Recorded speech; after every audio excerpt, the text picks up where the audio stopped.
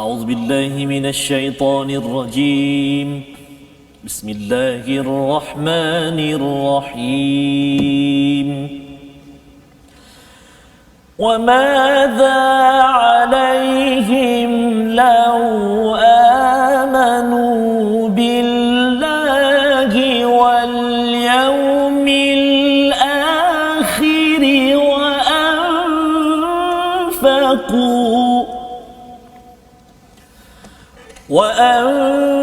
وأنفقوا مما رزقهم الله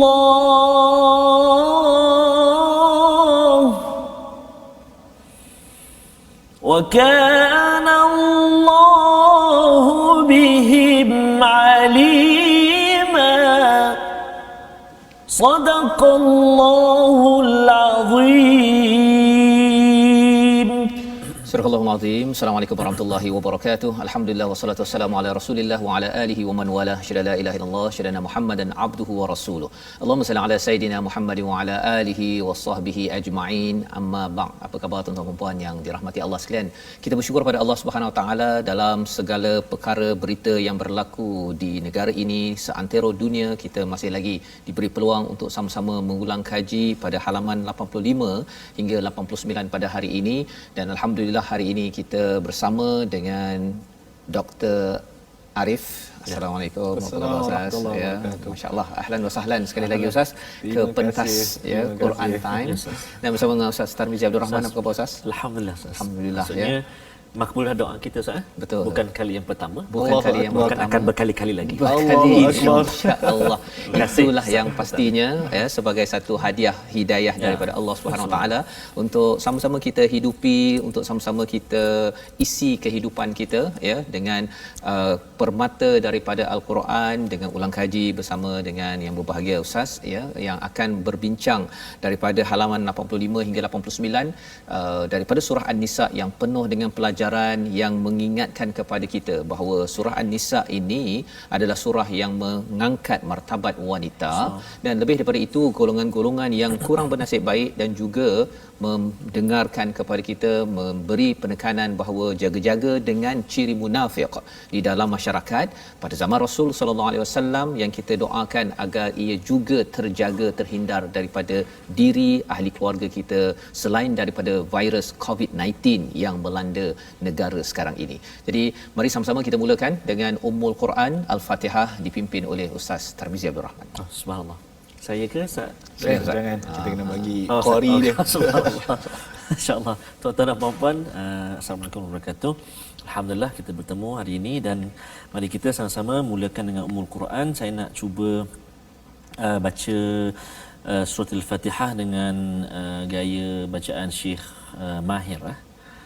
Tak tahulah sama ada jadi Mahir Al-Mughli atau Mahir Zain. Kita tengok nanti macam mana. Saya nak jemput sahabat-sahabat Al-Quran semuanya. Kita sebarkan pengajian kita pada hari ini, ulang kaji kita, dan mari kita share, klik butang share banyak-banyak. Mudah-mudahan sahabat-sahabat kita dikejutkan dengan bunyi ting. Share maknanya rancangan hari inilah. Jadi boleh sama-sama kita sebarkan. Mari kita sama baca surah Al-Fatihah insya-Allah. أعوذ بالله من الشيطان الرجيم. بسم الله الرحمن الرحيم. الحمد لله رب العالمين. الرحمن الرحيم. مالك يوم الدين. إياك نعبد وإياك نستعين. اهدنا الصراط المستقيم صراط الذين أنعمت عليهم غير المغضوب عليهم ولا الضالين.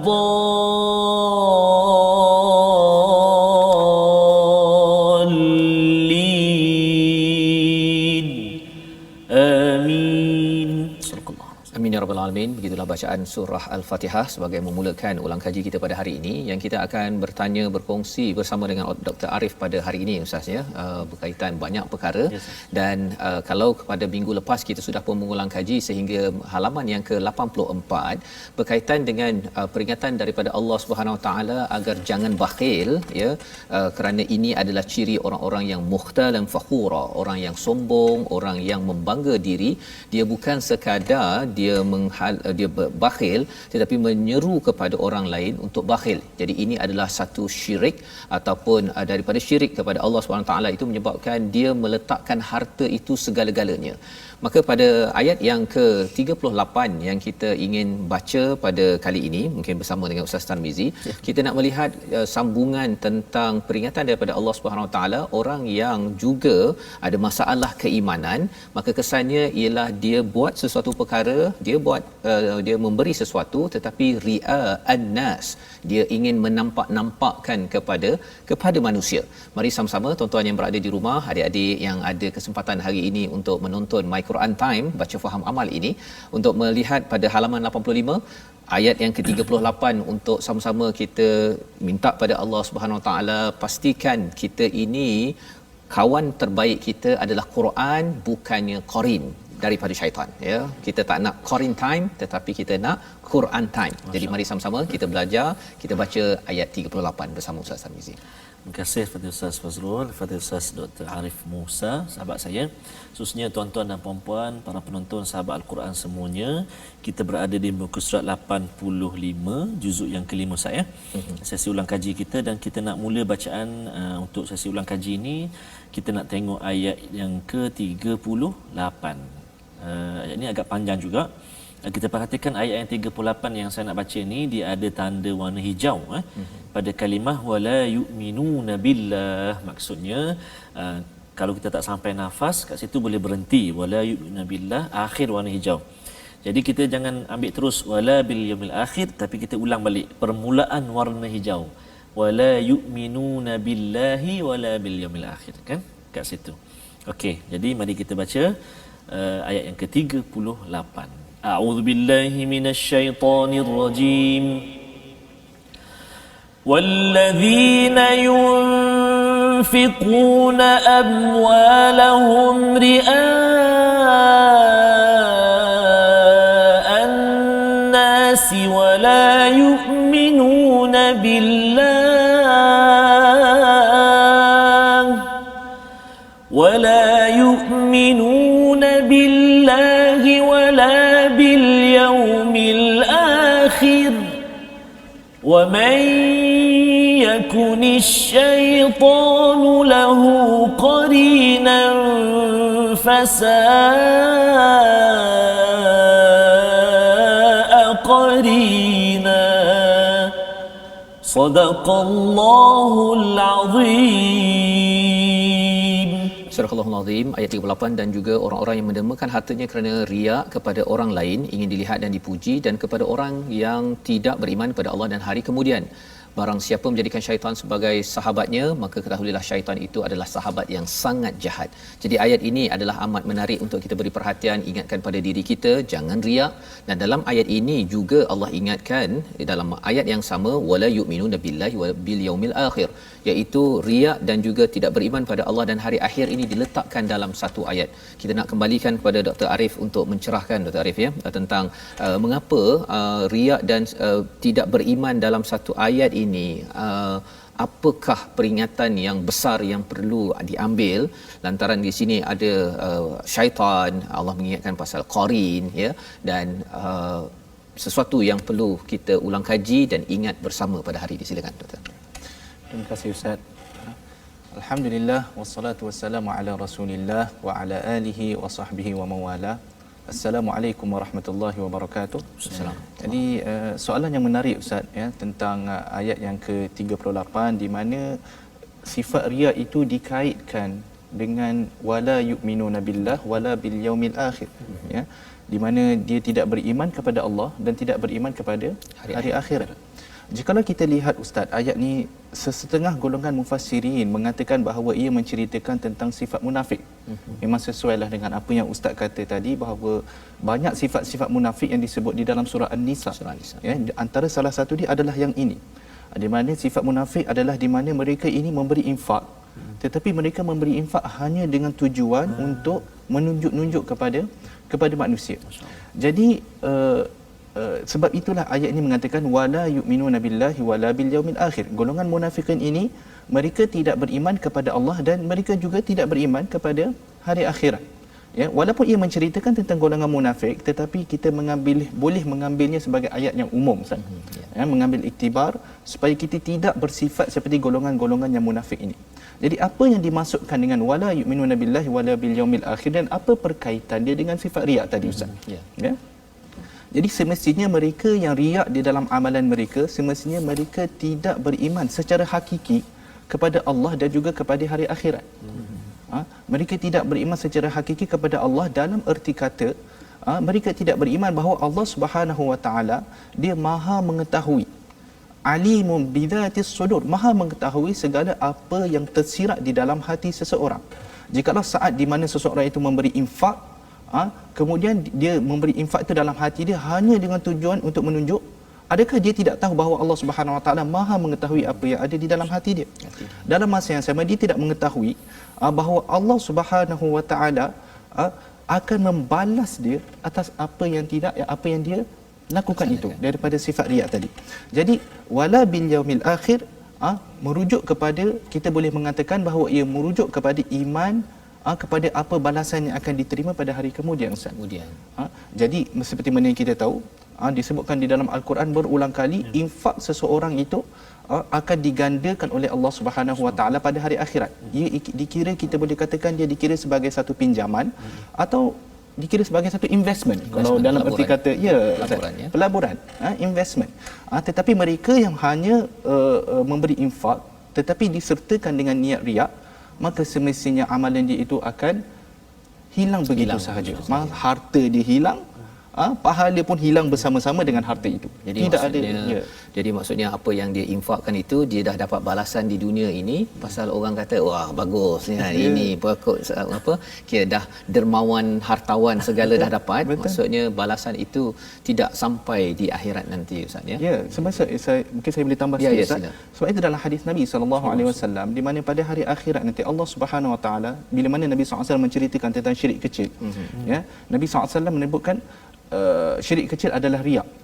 Pada hari akhirat nanti Allah Subhanahu Wa Taala bila mana dia sedang memberi balasan kepada hamba-hambanya, dia akan mengatakan kepada mereka yang buat satu amalan kerana riak, dia akan berkata kepada mereka, pergilah kepada manusia yang kamu ingin menunjukkan sangat amalan kamu itu, dan kamu cuba cari adakah mereka mempunyai balasan yang boleh diberikan kepada kamu.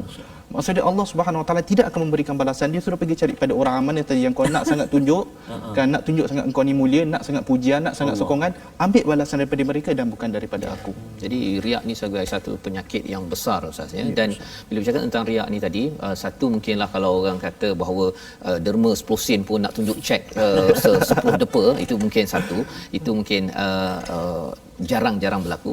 Tetapi adakah bila katakan kita buat baik dalam rumah contohnya kan, dan kemudian kita harapkan terima kasih, kita mengharapkan ada balasan daripada ahli keluarga contohnya, kalau kita ambil secara praktikal ke, adakah itu dikira riak ataupun sebenarnya riak ini sampai tahap mana dia punya garis untuk pastikan, ya, bila tengok kepada perkara ini amat menakutkan, Ustaz, ya. Tidak beriman pada Allah hari akhir ini kira boleh tahan kan. Malah sebenarnya di sini bila cakap bahawa syaitan ini sebagai qarin, seburuk-buruk kawan, jadi ia seperti syaitan tidak akan berhenti daripada tarik kita ke arah sini. Jadi kalau doktor boleh cerahkan riak ni kat mana garisnya? Okey. Riak ni bila kita katakan wallahu alam, ya, bila kita katakan bahawa seseorang itu riak di dalam perbuatan dia, maksudnya dia tidak ada elemen ikhlas. Dia tidak ada elemen ikhlas, ya. Dia ada tujuan yang mana dia inginkan benda lain selain daripada pahala Allah Subhanahu Wa Taala. Dia inginkan benda yang lain. Tetapi Ustaz, ada sebuah hadis Nabi SAW kata, man la yashkurun nas la yashkurullah. Kan? Semestinya orang yang mana mendapat infak, sesuatu infak tu, maka dia hendaklah berterima kasih kepada orang yang memberikan kepadanya. Kalau betul kita ini bersifat ikhlas, betul-betul ikhlas di dalam amalan kita, maka sebenarnya kita tidak mengharapkan balasan daripada sesiapa pun. Tetapi ialah sifat manusia, Ustaz, fitrah manusia. Kan bila kita buat baik, kita mengharapkan orang akan berbuat baik balik kepada kita. Itu menjadi satu sifat fitrah, dan saya tak rasa dia termasuk dalam riak, Ustaz. Jadi begitulah yang saya jadi nampak. itu cara melihat kepada konsep riak ini, dan ini yang Allah nyatakan pada halaman 85. Dan kalau kita lihat seterusnya, Allah bercakap lagi dan lagi, dan disambung pada ayat yang ke-43 tentang seruan, ya. Kali ini Allah bercakap tentang hubungan dengan Allah itu perlu betul-betul bersih. Wala la taqrabus salata wa antum sukara, iaitu jangan pula ketika mendekati solat itu dalam keadaan sukara, dan lebih daripada itu hatta ta'lamu ma taqulun, ya, sampai kamu mengetahui, Ustaz, ya, apa yang kamu sebut ataupun ucapkan. Jadi ini asbab nuzulnya dimaklumi, ya. Ali bin Abi Talib menghadiri acara bersama Abdul Rahman bin Auf, kemudian minum arak, dan kemudian baca qul ya ayyuhal kafirun tunggang terbalik, ya. Jadi di sini sukara ini, kalau Ustaz boleh ceritakan sikit, sukara ini adakah hanya pada minum arak sahaja, satu, dan kalau di sini dinyatakan hatta ta'lamu ma taqulun ini, adakah ia juga dikaitkan dengan kalau zaman sekarang orang baca al-Fatihah, kan, tapi tak tahu maksud, ataupun baca at-tahiyatul mubarakatus salawatut thayyibatu lillah, ya, dengan dia punya bacaan makhraj yang terbaik tapi tak faham maksud, ada kaitan ke ataupun tak ada kaitan? Sila Ustaz. Okey. Jadi bismillahirrahmanirrahim. Jadi mengenai sukara di sini. Jadi seperti mana yang Ustaz sebutkan tadi, ayat ini merupakan salah satu ayat yang diturunkan berkaitan dengan pengharaman arak. Ya, jadi kita mungkin boleh kata ayat ini dia ada pengharaman arak, dia ada 3 fasa, mungkin kita boleh ringkaskan, iaitu fasa mula-mula, fasa macam ajakan supaya meninggalkan. Fasa kedua adalah fasa ini larangan untuk meminum arak ketika ingin menunaikan solat, dan fasa yang ketiga adalah pengharaman secara total. Ya. Mengikut kalam mufassirin, Ustaz, pada ayat ini sukara ini, sakar, kalau kita ambil sakar, Ustaz, sakar ini bermaksud seseorang yang terhalang daripada berfikir secara sihat, ataupun akalnya terganggu. Sakar. Kalau kita tengok pada konteks ayat ni, pada siap ayat ni, kepada asbab nuzul, memang ayat ini dia membicarakan tentang mabuk secara dengan minum arak.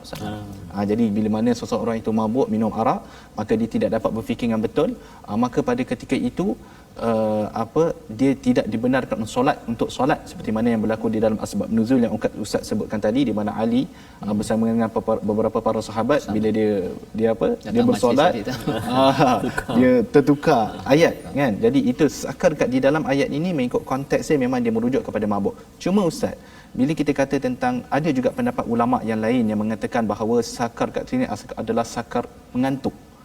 Kan, tetapi pendapat ini tidaklah kuat, Ustaz.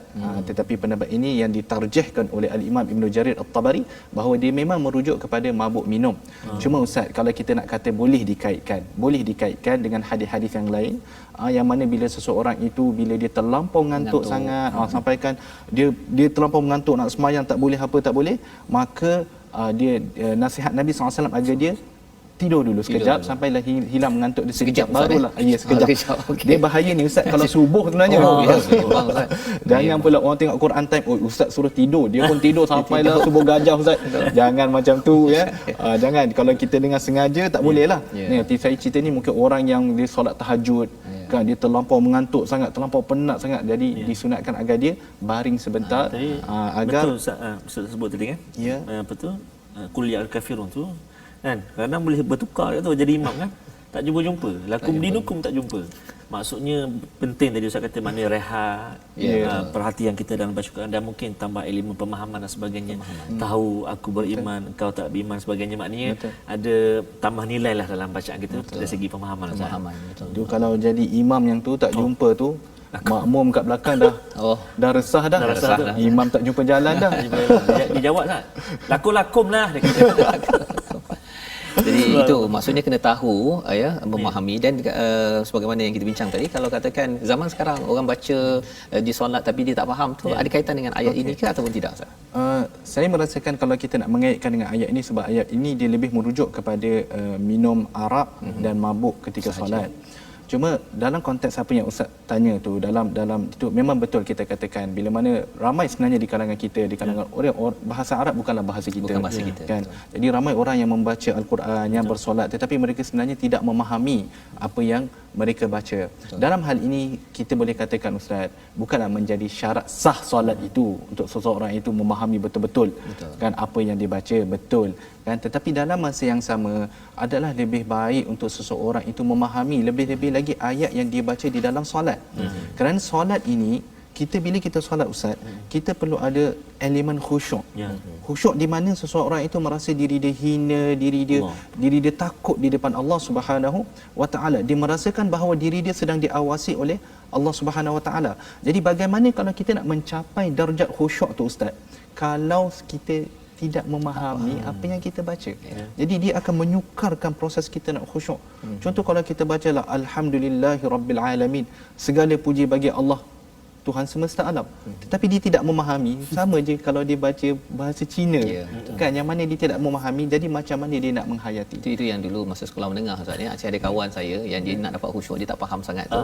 Jadi apa yang dia buat ialah dia giling-giling betul. Rupanya dia tulis alhamdulillah tu masa dalam solat. Allah, masa itu je yang khusyuk yang dia boleh buat pada itu ya. Tapi kita doakan agar semua tuan-tuan kita pun dah belajar sedikit Al-Fatihah ya. Kita doakan lebih banyak lagi kelas-kelas untuk memahami bacaan di dalam solat kita agar kita memahami ya lebih lagi dan Allah kurniakan khusyuk Ustaz ya, seperti mana yang Ustaz maklumkan tadi, agar kita dapat menghayati hadiah solat itu sebenar-benarnya sebagai latihan harian kita.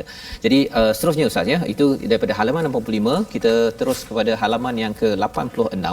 Kita lihat kepada peringatan demi peringatan daripada Allah Subhanahu Wa Taala. Dia bercakap tentang pada ayat 45 itu Allah mengetahui tentang musuh kamu ya, wa kafa billahi waliyan wa kafa billahi nasira.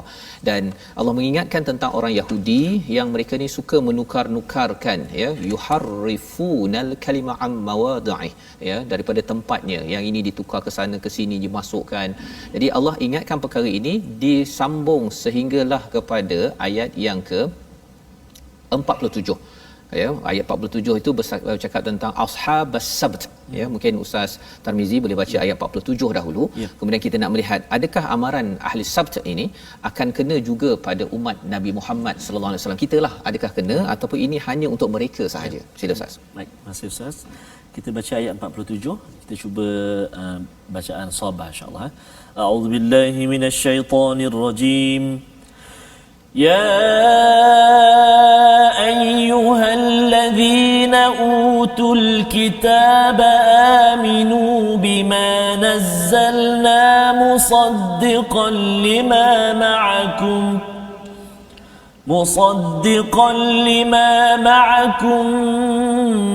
min قبل أن نطمس وجوها فنردها على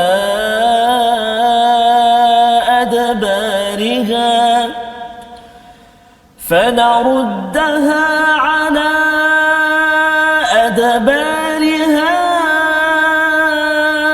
أو نلعنهم كما لعنا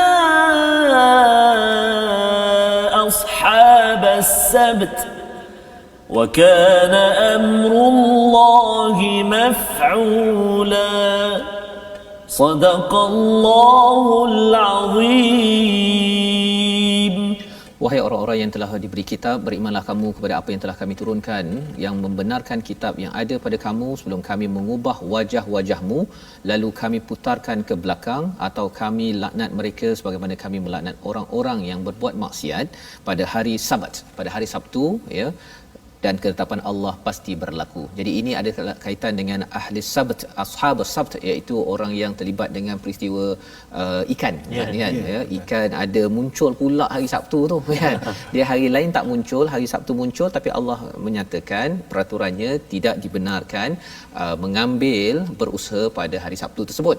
Jadi mereka degil, hari Jumaat ditahan, kemudian mereka ambil hasilnya pada hari Ahad. Jadi ada laknat daripada Allah SWT, kena hukuman. Jadi kita nak tahu sebenarnya adakah peringatan ini untuk kita ini Allah buat perkara yang sama, ya, kita nak berkongsi, tapi bukan sekarang Ustaz, ya. Kita bukan sekarang, kita nak berehat sebentar, kita nak buat nak berkongsi satu pengumuman, iaitu berkaitan dengan satu usaha yayasan veteran tentera, ya. Mari sama-sama kita perhatikan maklumatnya di atas skrin.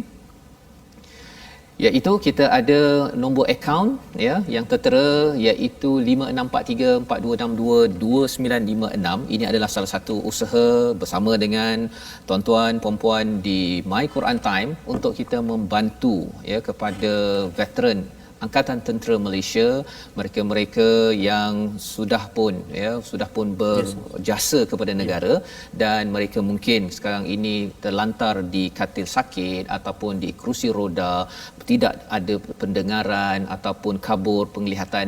Jadi kita ingin membantu mereka kerana merekalah antara orang-orang yang berjuang membantu, dan alhamdulillah dengan nikmat ini kita sama-sama dapat membaca Al-Quran pada tahun ini. Jadi insya-Allah tuan-tuan, kita akan berehat sebentar lagi kita akan melihat Ashabus Sabt. Walaupun hari ini hari Sabtu, adakah kita kena perkara yang sama kalau degil? Nantikan My Quran Time, baca, faham, amal, insya-Allah.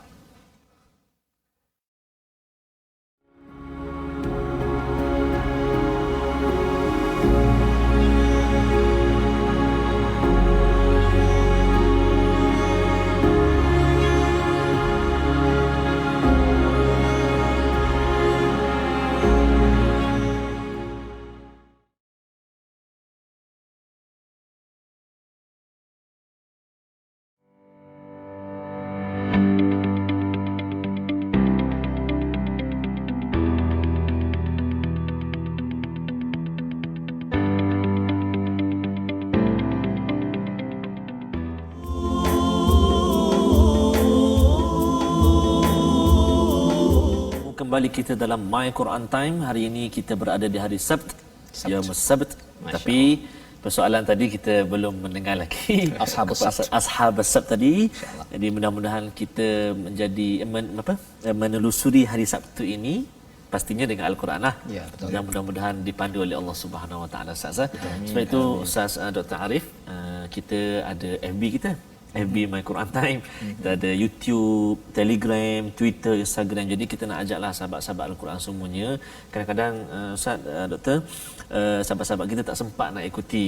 Betul. Dengan tugasan, kadang-kadang yalah letih penat sebagainya, tapi boleh ulang tengok, boleh ulang kaji episod-episod yang telah lalu, ataupun ingin bertanya soalan ataupun nak kongsikan nota-nota ataupun dapatan yang dibuat tu di platform rasmi kita. Betul. Kita ada Facebook kita, iaitu sahabah Al-Quran, My #Quran Time. Kita ada My #Quran Time juga di YouTube, Telegram dan juga Twitter dalam capaian address yang sama, iaitu My #Quran Time Official. Juga boleh ikuti kami di Instagram My Quran Time Official. Mudah-mudahan kita bersahabat, kita bergabung demi Al-Quran, dan mudah-mudahan Allah Subhanahu Wa Taala akan declare juga kita satu hari nanti sebagai sahabat kepada Al-Quran. This is my BFF. Amin ya rabbal alamin. Dan kita semua sekali. Baik. Bukan kata yang di hadapan ini sahaja. Betul. Bahkan yang berada di rumah, dan juga abang-abang kameraman kita. Betul. Dan yang berada di konti sekarang ini, penerbit kita, dan semua seluruh keluarga besar. Masya-Allah. Amin ya rabbal alamin. Amin ya rabbal alamin. Agar kita pada hari Sabtu ini, Ustaz, ya, kita bukan sekadar menjadi sahabat Sabtu, tapi sahabat Al-Quran. Subhanallah. Cakap tentang sahabat Sabtu ni, Ashabus Sabt, ya, iaitu mereka yang yang degil pada hari Sabtu ini. Kalau Ustaz Dr. Arif boleh cerahkan, Allah mengingatkan kepada kita tentang laknat ini. Adakah ini juga boleh berlaku pada zaman ataupun umat Nabi Muhammad, ataupun bagaimana? Silakan. Menjawab soalan Ustaz tu, jadi kalau kita lihat kepada kisah Ashabus Sabt, ya, dia berlaku al-maskhu wal-la'na. Ya, kita boleh kata macam tu. Kan? Dan kalau kita lihat balik Ustaz, kedua-duanya boleh berlaku pada umat Nabi Muhammad sallallahu alaihi wasallam. Apakah itu laknat? Laknat itu adalah keadaan di mana seseorang itu dijauhkan daripada rahmat Allah Subhanahu wa taala. At-tardu min rahmatillah. Betul. Ya. Al-maskhu pula adalah keadaan di mana berubah jasad seseorang itu menjadi makhluk yang lain. Seperti mana yang berlaku di dalam kisah Ashabus Sabt. Di mana Allah Subhanahu wa taala merubah jasad mereka itu, fizikal mereka itu menjadi qiradatan khasiin, monyet-monyet, kera-kera yang hina, kan? Dan kalau kita lihat kepada hadis-hadis Nabi sallallahu alaihi wasallam, para ulama kata benda yang tidak jauh, benda yang mungkin untuk berlaku, iaitu al-la'nah. Kita melihat banyak nas-nas di dalam hadis Nabi SAW di mana laknat Allah boleh berlaku pada fulan dan fulan. Sebagai contoh, mereka yang mengambil rasuah, betul, laknat. Mereka yang meminum arak, dilaknat Allah. Sehingga kan isteri, kalau minggu lepas kita ada cerita tentang isteri nusyus, ya, isteri yang tidak memenuhi kehendak suaminya di atas katil, maka dia mendapat laknat para malaikat. Allah. Jadi itu laknat-laknat ini memang telah sabit dalam nas, di mana ia boleh berlaku. Al-mashu itu satu persoalan. Adakah masih boleh berlaku? Ya, mengikut nas-nas di dalam hadis Nabi SAW. Sebagai contoh, ada satu hadis Nabi SAW yang menceritakan keadaan di mana di dalam umat Nabi Muhammad SAW, di mana orang yang mereka menghalalkan arak, menghalalkan zina, menghalalkan benda-benda yang haram ini adalah golongan yang mana dalam keadaan itu akan berlakunya al-mashu, di mana berubah daripada fizikal dia, daripada seorang manusia berubah menjadi binatang yang walaupun lain. Sebagai umat Nabi Muhammad boleh berlaku, kan? Jadi ia satu kemungkinan, walaupun mungkin ada tafsiran yang lain, tapi kita kata benda adalah benda yang berkemungkinan untuk berlaku. Sebab tu kita kena berjaga-jaga. Betul. Ya. Jadi kalau kita lihat balik Ashabus Sabt ni, mereka sebenarnya, kalau kita tengok Ustaz, kita lihat pada kisah Ashabus Sabt, mereka sebenarnya mempermainkan syariat Allah Subhanahu wa taala. Betul. Dia pusing-pusing. Mereka mempermainkan. Kata jangan mancing hari Sabtu, dia letak dia punya pancing hari Sabtu, dia angkat hari Ahad. Jadi mereka mempermain-mainkan syariat Allah Subhanahu wa taala, dan itu yang perlu kita jaga supaya kita tidak kena benda yang sama. Jangan main-mainkan peraturan Allah. Ya, peraturan Allah Subhanahu wa taala tu janganlah kita cuba mencari hilah tipu daya untuk nak menghalalkan benda yang haram, mengharamkan benda yang halal. Maka janganlah kita buat. Jika kita berada di atas jalan manhaj yang betul, insya-Allah kita akan selamat daripada laknat, insya-Allah kita akan selamat daripada al-mashu. Masya-Allah, ya. Jadi itu perkara yang perlu kita ambil perhatian, apatah lagi bila ayat seterusnya bercakap tentang keampunan Allah. Maksudnya Allah mengingatkan betul-betul pada ayat 47 ini agar kita rasa gentar, ya, sehingga kita akan sentiasa berjaga-jaga daripada syirik pada Allah SWT dan memohon keampunan daripada Allah. Dan diikuti pada ayat 49, 50 itu Allah mengajak kepada kita semua, pada tuan-tuan, pada saya, untuk perhatikan. Ya, ada perkataan alam tara pada ayat 49, pada ayat yang ke-50 itu ada unzur, perhatikan, alam tara pada ayat 51, ya. Jadi ada beberapa perkataan alam tara, ya, dan unzur di sini, secara ringkasnya perhatikanlah ataupun mengapa kamu tidak perhatikan. Tapi dalam bahasa Arabnya tara ini berbeza daripada kata akar unzur nazara itu. Kalau doktor boleh cerahkan lagi apa sebenarnya yang Allah ingin sampaikan di sini menggunakan perkataan alam tara ataupun Allah menggunakan perkataan unzur, perbezaan ataupun kesamaan agar kita betul-betul buat apa yang Allah suruh di sinilah. Silakan doktor. Okey, mengenai kalimah nazara dan ra'a ni lah, unzur dan tara ni. Jadi kalimah yang seakan serupa, seperti cuma sama. Dia ada perbezaan yang sangat-sangat, orang kata, teliti lah. Betul. Sangat-sangat teliti, ya. Di mana kalau kita lihat nazara ni, dia kalau kita lihat kepada Raghib Al-Asfahani menyebut taqlibul basar wal basirah. Maksud dia berusaha memandang satu perkara dengan membolak-balikkan mata dan mata hatinya. Mata hati, ya. Untuk melihat sesuatu. Itu nazara. Dan nazara ini juga dikatakan oleh para ulama, dia juga bila kita pakai kalimah nazara, dia ada unsur ta'ammul dan tafakkur. Unsur di mana seseorang itu berfikir dan seseorang itu cuba untuk memahami. Unzur. Ya. Jadi sebab itu di dalam ayat Al-Quran Allah Subhanahu Wa Taala, bila Allah Subhanahu Wa Taala mengatakan unzuru qul inzuru afala yanzuruna ila al-ibli kaifa khuliqat. Kan? Qul inzuru madza fis samawati wa ma fil ard. Lihatlah kepada langit dan bumi. bukanlah sekadar lihat tengok je. Bukan macam tu. Tetapi maksud dia lihat itu adalah bermaksud kita lihat dengan tafakur dan ta'ammul. Kita lihat dengan bertafakur dan kita cuba mentadabbur, ya. Adapun ru'yah ni ustaz, dia ada juga sesetengah makna dia yang hampir sama dengan nazara. Alam tara tadi Ada juga, tetapi ada juga maksud-maksud yang lain. Contoh ru'yah ni kadang-kadang dipakai dalam ru'yah yang menggunakan mata, ru'yah menggunakan akal, ru'yah yang menggunakan al-wahmu pun ada juga. Bila Allah Subhanahu Wa Taala menceritakan sangkaan, dia pakai juga kalimah alam tara ni. Jadi maksudnya tara ini dia lebih di luar sikit, tapi kalau unzur ini lebih dalam lagi, ya. Mungkin kita boleh katakan macam tu. Cuma menarik ustaz bila ulama mengatakan bila alam tara kemudian selepas dia ada ila. Ya, ila. Ulama mengatakan itu bermaksud melihat dengan mengambil iktibar. Jadi sebab tu bila kata alam tara ilal ladzina utu nasiban, adakah kamu tidak melihat kepada mereka yang telah diberikan sebahagian daripada kitab? Maksud dia bukan sekadar melihat, oh yang tu orang dia, habis. Bukan. Tetapi dengan melihat dengan mengambil iktibar. Malah sebenarnya kalau nasiban minal kitab ini, orang-orang ni mungkin kalau saya tak tengok kepada orang Yahudi, ya, tetapi Allah bawakan ini melihat itu lebih jauh lah ustaz, ya. Bukan sekadar tengok dekat depan ni tak nampak apalah kan, tak ada apa pun. Tapi sebenarnya Allah suruh perhatikan kepada sesuatu yang mungkin saya sendiri tak pernah perhatikan.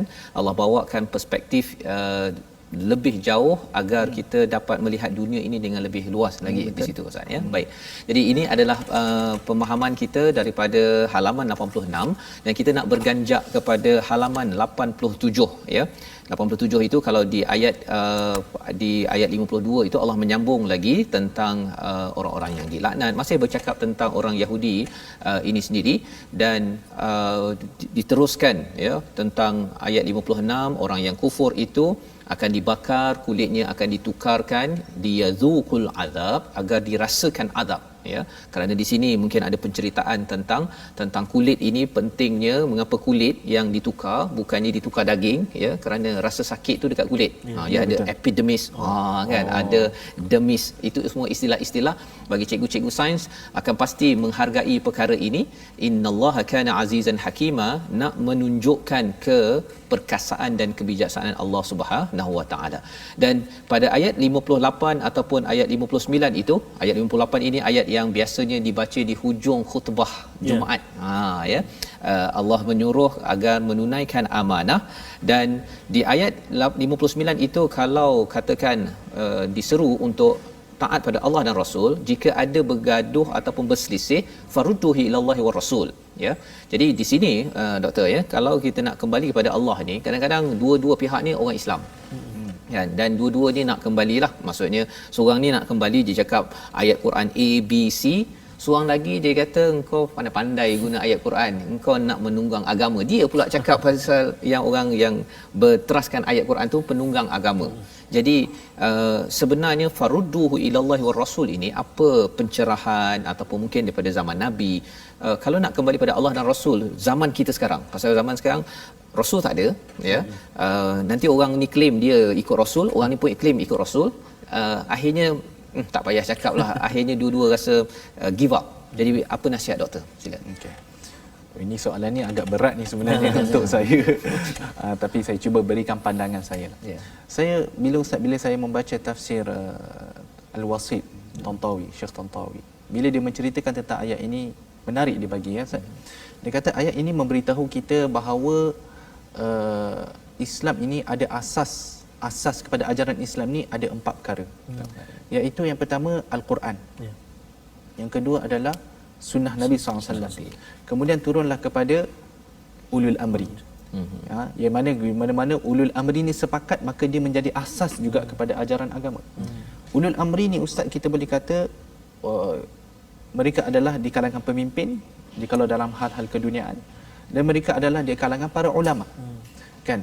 Kemudian selepas itu baru fa in tanaza'tum.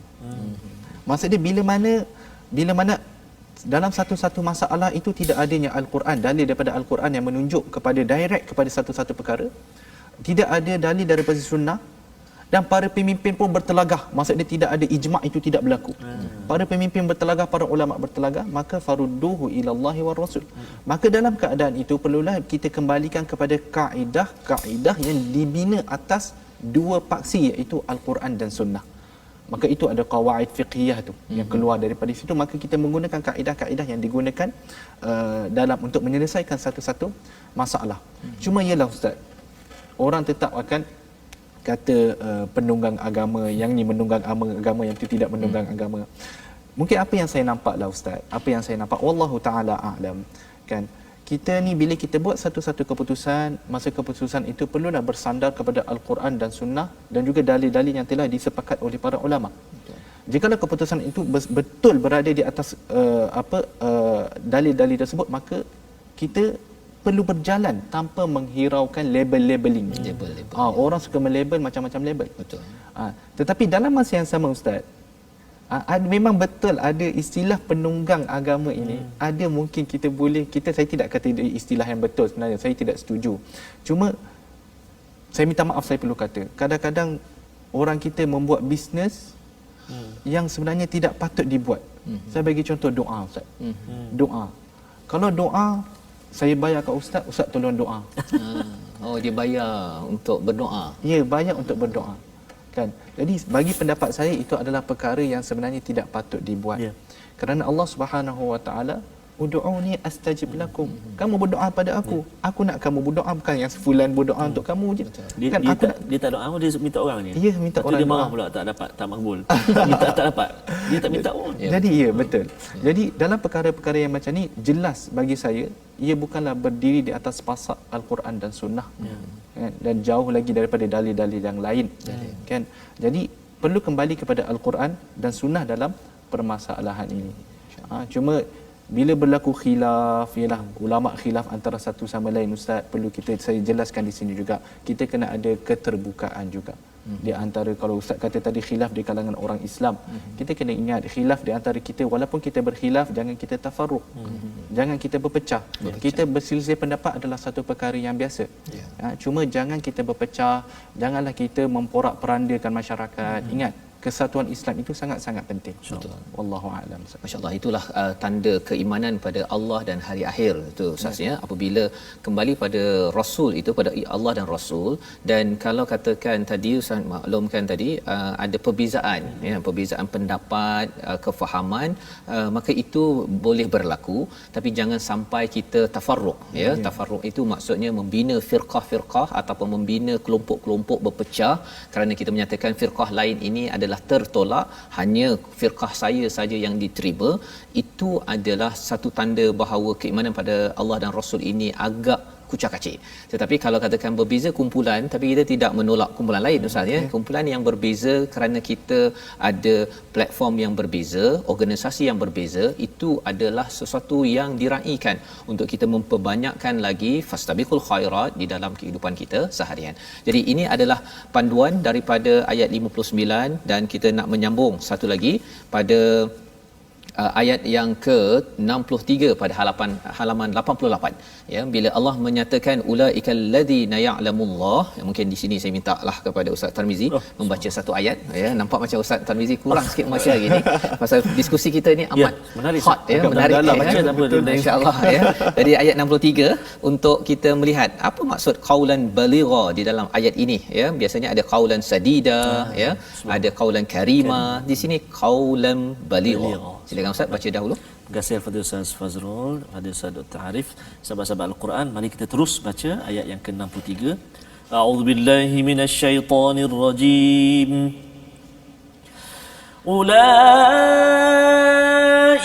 alladzina ya'lamullahu ma fi qulubihim fa'rid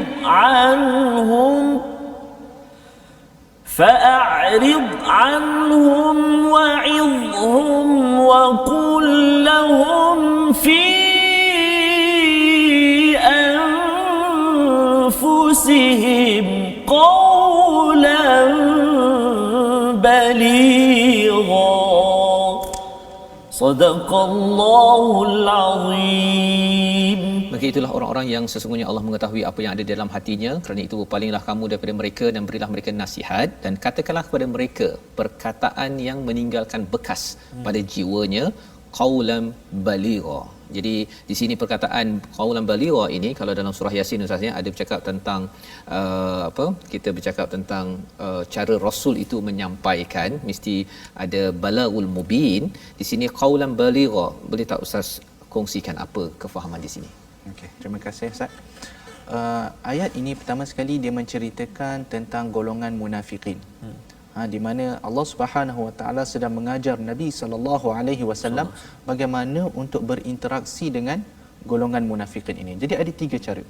Kan, untuk kita nak berdakwah kepada mereka. Mula-mula sekali fa'arid anhum. Fa'arid anhum di mana berpaling daripada mereka. Kerana orang munafik ni ustaz, dia buat porak-poranda. Dia kita kata musuh dalam selimut.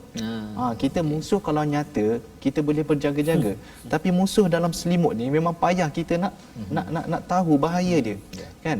Jadi fa'arid anhum, berpaling daripada mereka dalam erti kata pertama sekali tidak kisah dengan mereka, tidak mengambil pendapat mereka.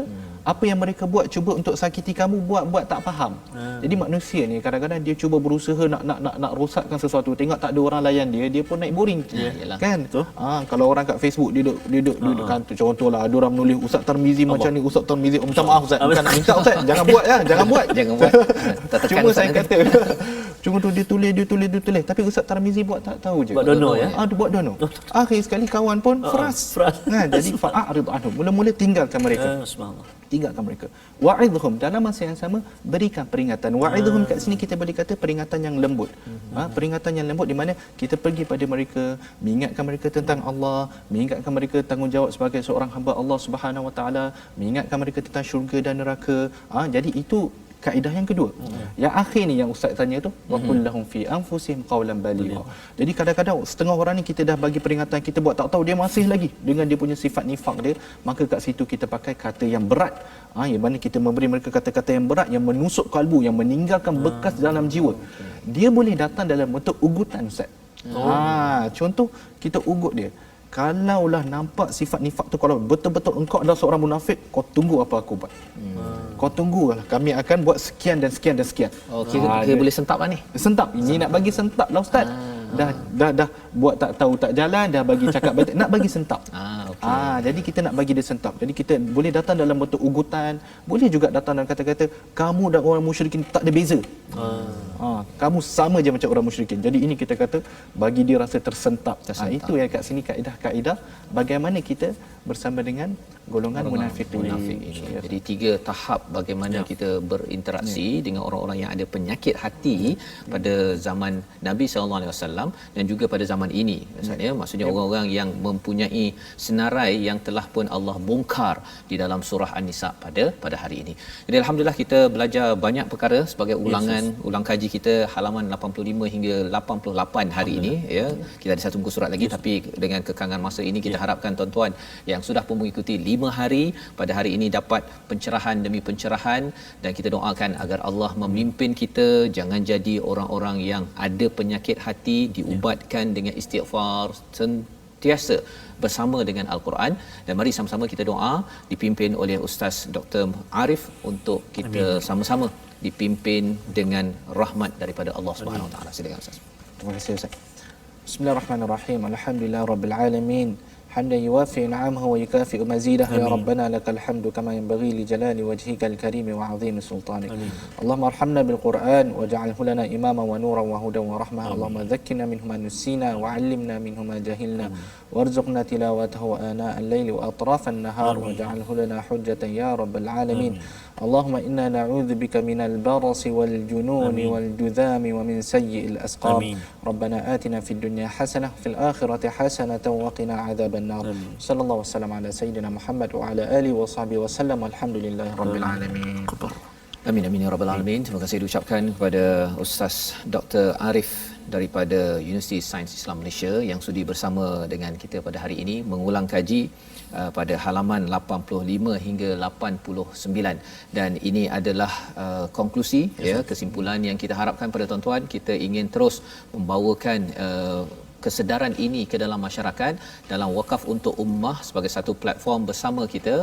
tuan-tuan dijemput untuk menyumbang, untuk sama-sama kita berganding agar kita sentiasa menjadi orang-orang yang dipelihara hati kita dengan membaca Al-Quran, dan kita ingin sebarkan mushaf Al-Quran ini dengan pendidikan yang ada ke seluruh negara kita, insya-Allah. Insya-Allah kita bertemu lagi pada ulangan pagi sesi ulang kaji ini pada jam 11 malam, dan insya-Allah kita juga akan bertemu pada jam 6 petang, 6 pagi esok Ustaz ya. 6 pagi esok sama-sama tuan-tuan boleh saksikan ulang kaji balik semula sebelum kita mengulang kaji sekali lagi pada hari esok, pada hari Ahad, dan insya-Allah pada hari Isnin nanti kita akan menyambung halaman ke-90 yang penuh dengan pelbagai peringatan daripada Allah lagi mantap ya. Kerana apa? Kerana surah An-Nisa ini adalah surah yang bukan sekadar duduk-duduk dalam rumah ya. Itu kena jaga dalam rumah, tetapi juga di luar rumah ada perjuangan yang perlu dilaksanakan. Bagi orang yang ada penyakit hati, dia kalau boleh nak duduk rumah aje ya. Dia kalau boleh tak nak keluar, tak nak tinggalkan anak isteri. Tapi Allah memberi peringatan bahawa kalau tidak dijaga di luar rumah, khawatir masalah masuk ke dalam rumah. Kita bertemu lagi pada hari esok insya-Allah. My Quran Time, baca, faham, amal insya-Allah. A'udzubillahi minasyaitonir rajim. Ya ayyuhalladzina amanu athi'ullaha wa athi'ur rasul wa ulil amri minkum.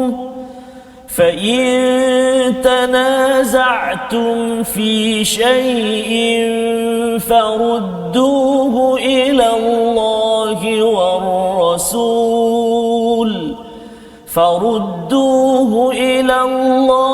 والرسول إن كنتم تؤمنون بالله واليوم الآخر ذلك خير وأحسن تأويلا صدق الله العظيم.